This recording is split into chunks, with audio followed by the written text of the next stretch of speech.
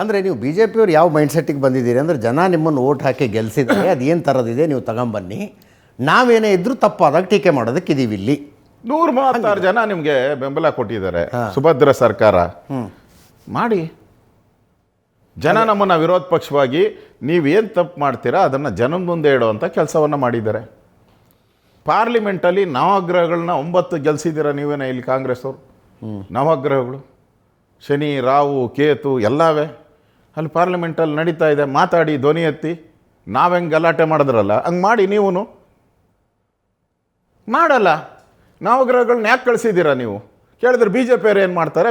ರೀ ಫಸ್ಟ್ ನಿಮ್ಮ ಗ್ರಹಗಳು ಏನು ಮಾಡ್ತಾವೆ ನೋಡಿ, ಆಮೇಲೆ ಅನ್ಯ ಗ್ರಹಗಳಿಗೆ ಆಮೇಲೆ ನೋಡೋಣ. ಫಸ್ಟು ನಿಮ್ಮ ಗ್ರಹಗಳು ಏನು ಮಾಡ್ತಾ ಇದೆ ಕೇಳಿ, ಆಮೇಲೆ ಅನ್ಯ ಗ್ರಹಗಳ ಬಗ್ಗೆ ಸರ್ಚ್ ಮಾಡೋಣ ನಾವು. ನಿಮ್ಮ ಗ್ರಹಗಳನ್ನ ಆರಾಮಾಗೆ ಬಿಟ್ಬಿಟ್ಟಿದ್ದೀರಾ, ಬೇರೆ ಗ್ರಹಗಳ ಬಗ್ಗೆ ಮಾತಾಡ್ತೀರಾ ನೀವು.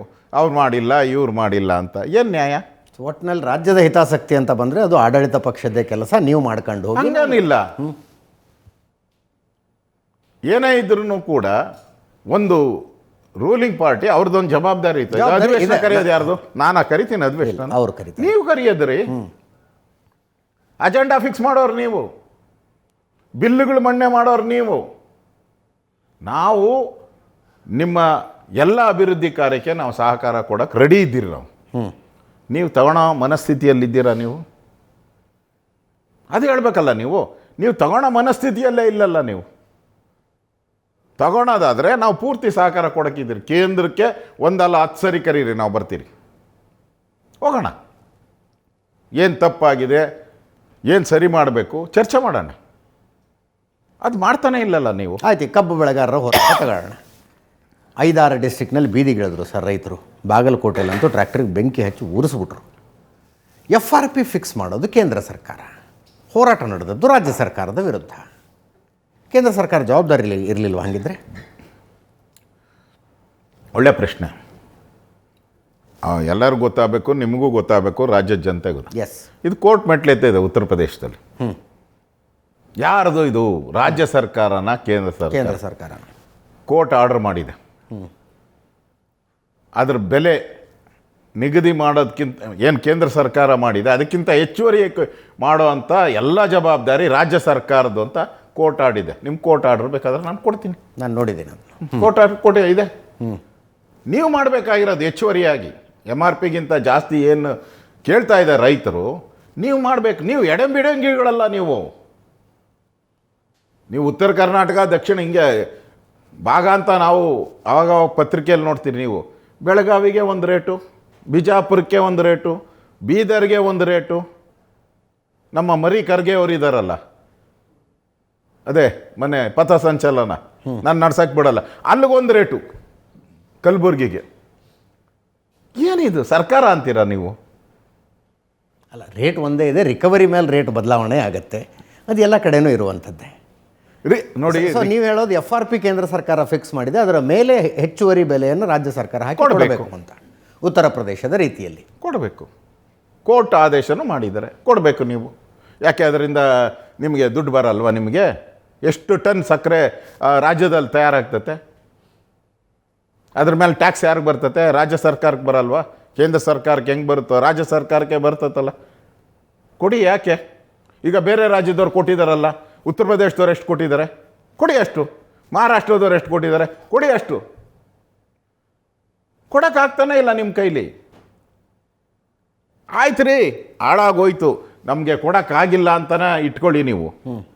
ಆ ರೈತರನ್ನ ಕಾಪಾಡ್ರಿ. ಆ ಕಬ್ಬು 250 ಟ್ರ್ಯಾಕ್ಟರ್ಗಳಿಗೆ ಬೆಂಕಿ ಇಟ್ರಲ್ಲ, ನೀವೇನು ಮಾಡ್ತಾ ಇದ್ದೀರ? ಮಣ್ಣು ತಿಂತಾ ಇದ್ದೀರನ್ರಿ. ಬೆಂಕಿ ಇಡೋದಂದ್ರೆ ಏನು? ಒಂದೇ ಸರಿ ಹಿಂಗೆ ಬೆಂಕಿ ಇಡೋಕ್ಕಾಗುತ್ತಾ? ಬೆಂಕಿ ಲಾ ಆ್ಯಂಡ್ ಆರ್ಡರ್ ಇಶ್ಯೂ ಆಗಿದೆ. ಹಾಂ, ಸರ್ಕಾರ ಬದುಕಿದ್ರೆ ಹೆಂಗ್ರಿ ಬೆಂಕಿ ಇಡ್ತಾರೆ ಅವರು? ಯಾವ ಧೈರ್ಯ ಮಾಡ್ತಾನೆ? ಯಾರು ಧೈರ್ಯ ಮಾಡ್ತಾರೆ? ನಿಮ್ಮ ಸರ್ಕಾರ ಬದುಕಿದ್ರೆ ಅಲ್ಲಿ ಯಾರು ಬೆಂಕಿ ಇಡೋ ಅಂಥ ಅಚಾತುರ್ಯ ಯಾಕೆ ನಡೀತತೆ? ದುಷ್ಕರ್ಮಿಗಳು ಬಿಟ್ಟಿದ್ದೀರಾ? ಒಂದು ಕಡೆ ರೈತರ ಹೋರಾಟವನ್ನು ನಿಲ್ಸೋಕ್ಕೆ ನಿಮ್ಮ ಕೈಲಾಗಿಲ್ಲ, ಇನ್ನೊಂದು ಕಡೆ ಆ ಸುಡ್ತಾ ಇರೋವಂಥ ಕಬ್ಬು, ರೈತರು ಬೆಳೆದಂಥ ಕಬ್ಬು. ನಮ್ಮ ಪ್ಲ್ಯಾನಿಂಗ್ ಆ್ಯಕ್ಷನ್ಸ್ ಏನು ಹೇಳ್ತಾರೆ? ನಮ್ಮ ಪ್ಲ್ಯಾನಿಂಗ್ ಇದು ಇಲಾಖೆದು, ಕೃಷಿ ಇಲಾಖೆದು ಏನು ಹೇಳುತ್ತೆ ಅಂದರೆ, ರಾಜ್ಯ ಸರ್ಕಾರ ಕೇಂದ್ರ ಸರ್ಕಾರ ಈ ವ್ಯವಸಾಯ ಉತ್ಪನ್ನಗಳನ್ನು ಪ್ರತಿ ವರ್ಷ ಜಾಸ್ತಿ ಮಾಡೋಕ್ಕೆ ಪೂರ್ತಿ ಆದ್ಯತೆಯನ್ನು ಕೊಡಬೇಕು ಅಂತ ನಮ್ಮ ಅಜೆಂಡಾದಲ್ಲಿ ಇರೋದು.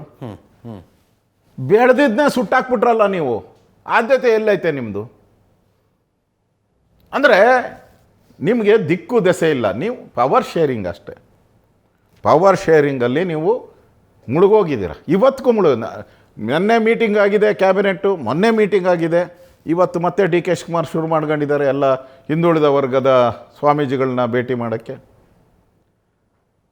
ಅರ್ಥ ಏನು? ನೀವು ಹೇಳಿದ್ರಿ ಡಿ ಕೆ ಎಂದಾದ್ರೂ ಒಂದಿನ ನಾ ಹೇಳಿದಾರ ಅಂತ ಹೇಳಿದ್ದಾರೆ. ನಾ ಯಾವತ್ತು ಮಾತಾಡಿದ್ದಾರೆ ತೋರಿಸಿ ಅವರು. ಪಾಪ ಅವ್ರು ಏನು ಹಾಲು ಕುಡಿಯೋ ಮಗು, ಫೀಡಿಂಗ್ ಬಾಟ್ಲ್ ಕೊಟ್ಟರು ಕುಡಿಯೋಕ್ಕೆ ಬರಲ್ಲ ಪಾಪ ರೀ, ಅಷ್ಟು ಇನ್ನೋಸೆಂಟು. ಅಸೆಂಬ್ಲಿಯಲ್ಲಿ ಹೇಳ್ತಾನಲ್ಲ, ಒದ್ದು ಕಿತ್ಕೊಂಡೆ ನಾನು SM ಕೃಷ್ಣ ಮಂತ್ರಿ ಮಾಡಲ್ಲ ಅಂತ ಎಗ್ಗರ್ಸ್ ಒದ್ದೆ ಬಾಗಲ್ನ ಅಸೆಂಬ್ಲಿ ರೆಕಾರ್ಡಲ್ಲಿ. ಹೌದು, ಅವಾಗ ಮಾಡಿದ್ದು ಹೇಳಿದ್ರು. ಹೇಳಿದ್ರು. ಈಗ ಓದಿ ಹೋಗಿ ಸೋನಿಯಾ ಗಾಂಧಿ ಮನೆ ಬಾಗಲು ಓದಿ, 10 ಜನಪದ್ ಹೋಗಿ ಓದಿ, ಇಲ್ಲೇ ಕಾವೇರಿ ಇದೆಯಲ್ಲ ಓದಿ, ನನ್ನ ಜಾಯಮಾನ ಅಂತ ತೋರಿಸಿದೆಯಲ್ಲ ನೀನು, ಒದ್ದು ಕಿತ್ಕೋ. ವರ್ಡ್ ಈಸ್ ವರ್ಲ್ಡ್ ಅಂತೆ. ನಾನು ಹೇಳ್ಕೊಟ್ಟಿದ್ನ ವರ್ಡ್ ಈಸ್ ವರ್ಲ್ಡ್ ಅಂತ ಹೇಳ್ಕೊಡೋಕ್ಕೆ? ಹಾಂ, ಸ್ಪೆಲ್ಲಿಂಗ್ ಕರೆಕ್ಟಾಗಿ ಒಂದು ಅಕ್ಷರ ಎಲ್ಲೇನೋ ಚೇಂಜ್ ಇರಬೇಕಷ್ಟೆ. ಅದಕ್ಕೆ ಸಿದ್ದರಾಮಯ್ಯ ಒಂದು ಟ್ವೀಟ್. ಅಂದರೆ ನಿಮಗೆ ಒಬ್ರಿಗೊಬ್ಬರು ಹೃದಯ ಮಾತಾಡ್ತಾ ಇಲ್ಲ ಇವತ್ತು. ಒಬ್ರಿಗೊಬ್ಬರು ಕಣ್ಣಲ್ಲಿ ಕಣ್ಣಿಟ್ಟು ಮಾತಾಡೋ ಅಂಥ ಯೋಗ್ಯತೆಯನ್ನು ಕಳ್ಕೊಂಬಿಟ್ಟಿದ್ದಾರೆ. ಒಬ್ಬರು ಟ್ವೀಟ್ ಮಾಡ್ತಾರೆ, ಅದಕ್ಕೆ ಟ್ವೀಟ್ ಮಾತಿಗೆ ನಾನು ತಪ್ಪಿಲ್ಲ ಅಂತ ಸಿದ್ದರಾಮಯ್ಯ ಹೇಳ್ತಾರೆ. ಯಾರು ಕೇಳಿದ್ರು ನೀವು ತಪ್ಪಿದೆಯಾ ಅಂತ? ನಾನೇ ಕೇಳಿದ್ನ? ನಂದು ಯಾವತ್ತೂ ಆ ವಾರದಲ್ಲಿ ಪ್ರೆಸ್ ಮೀಟ್ ಇಲ್ಲ ನಂದು. ನೀನು ಮಾತಿಗೆ ತಪ್ಪಿದೆಯಾ ಅಂತ ಹೇಳಿದ್ರು. D K Shivakumar word is world ಅಂತ ಹೇಳಿದ್ರು. ಪುಣ್ಯ ಕೋತಿ ಪದಗಳನ್ನು ಹೇಳ್ತಾರೆ. ಕೊಟ್ಟ ಮಾತಿಗೆ ತಪ್ಪಿ, ಯಾಕಂದರೆ ಪುಣ್ಯಕೋಟಿ ಕತೆ ಬರೆದಿರೋದು ಕರ್ನಾಟಕನೇ. Am I correct? ಹೌದು. ಕೊಟ್ಟ ಮಾತಿಗೆ ತಪ್ಪಿ ನಡೆದರೆ ಮೆಚ್ಚನ ಭಗವಂತನು ಅಂತಾನೆ. ಅದೇ ಅರ್ಥದಲ್ಲಿ ಅವರು ವರ್ಡ್ ಈಸ್ ವರ್ಲ್ಡ್ ಅಂತ ಹೇಳಿದ್ದಾರೆ. ನೀವೇನು ಹೇಳಿದ್ದೀರಾ? ನಾನು 5 ಗ್ಯಾರಂಟಿ ಕೊಟ್ಟಿದ್ದೀನಿ, ಅದು ನನ್ನ ವರ್ಡು, ಮಾತಿನ ಪ್ರಕಾರ ನಡ್ಕೊಂಡಿದ್ದೀನಿ. ಅಂದ್ರೆ ಅರ್ಥ ಇಲ್ಲಿ ಎಲ್ಲೋ ಒಂದು ಕಡೆ ಇಡೀ ರಾಜ್ಯ ಸರ್ಕಾರ ಮಂತ್ರಿಗಳಿಂದ ಹಿಡಿದು, ಇವಾಗ ಚಲುವರಾಯಸ್ವಾಮಿ ಡೆಲ್ಲಿಗೆ ಹೋದರು, CM ಫೋನ್ ಮಾಡಿದ್ರು, ಇಮಿಡಿಯೇಟ್ ಬಾ ಅಂತ ಹೇಳಿದ್ರು. ಹೋಗಿದ್ದ್ಯಾಕೆ, ವಾಪಸ್ ಓಡಿ ಬಂದಿದ್ದ್ಯಾಕೆ ಚಲುವರಾಯಸ್ವಾಮಿ ಅವರು? ಕೃಷಿ ಇಲಾಖೆ ಕೆಲಸಕ್ಕೆ ಹೋಗಿದ್ರಂತೆ. ಹೌದು, ಪಾಪ ಕೃಷಿನೇ ಬೇರೆ. ಈಗ ಇವರು ರಾಮನಗರದ MLA ಹೋಗಿದ್ರು, ಕುಣಿಗಲ್ MLA ಹೋಗಿದ್ರು. ಅವರು ಅಲ್ಲಿ ಇದು ಮೋಸ್ಟ್ಲಿ ಡೆಲ್ಲಿಯಲ್ಲಿ ಏನೋ ಜಮೀನು ಉಳುಮೆ ಮಾಡೋಕ್ಕೆ ಬಿತ್ತನೆ ಮಾಡೋಕ್ಕೆ ಏನೋ ಹೋಗಿದ್ರು. ಅದು ಹೇಳಿದ್ರೆ ಅದನ್ನು ನಂಬೋಣ.